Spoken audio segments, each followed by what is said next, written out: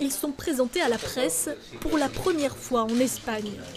Ces manuscrits reviennent de loin, menacés à plusieurs reprises de destruction. Cela fait plus de 500 ans qu'ils n'avaient pas foulé le sol ibérique. Nous avons un manuscrit qui vient de Ceuta, un manuscrit qui vient de l'Égypte et un manuscrit qui vient du sud algérien, qui est une biographie du prophète. L'histoire de ces manuscrits, Ismaël Diadier la connaît sur le bout des doigts. Et pour cause, ce sont ses ancêtres qui ont débuté la collection au XVe siècle, ici même en Espagne, avant d'en être chassés.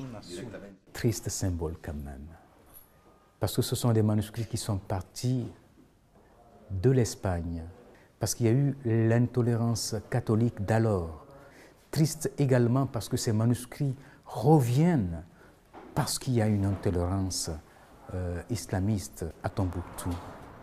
Pour sauver son patrimoine des mains des djihadistes, Ismaël quitte Tombouctou en 2012 et disperse ses manuscrits un peu partout au Mali, puis en Espagne. À l'Institut andalou du patrimoine historique, une équipe est chargée de les restaurer. Vous voyez sur ce traité de mathématiques, par exemple, le problème c'est qu'on a perdu des pans entiers du livre en raison de l'humidité. Un travail de conservation titanesque est donc en cours.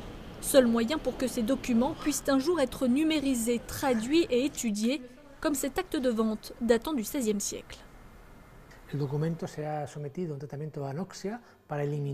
D'un côté, nous avons soumis ce document à un traitement pour éliminer les champignons, et de l'autre, nous avons nettoyé la surface pour retrouver les couleurs initiales des encres et du papier.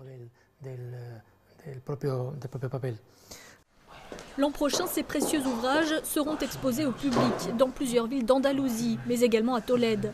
Si la sécurité le permet, ils repartiront ensuite pour le Mali, dans la ville au 333 Tombouctou.